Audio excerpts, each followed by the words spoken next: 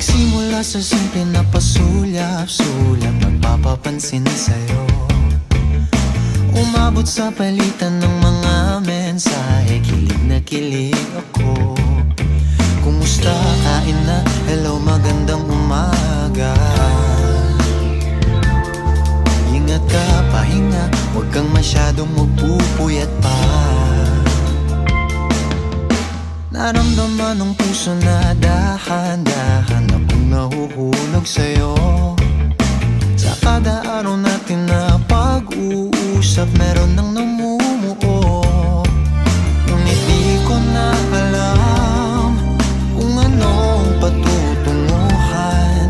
Ang hiling ko lang naman na itong naramdaman.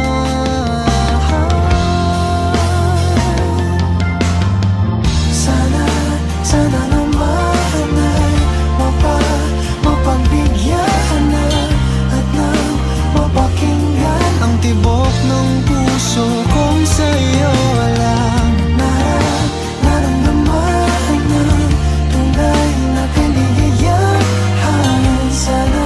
Sana naman mapagbigyan ang tibok ng puso.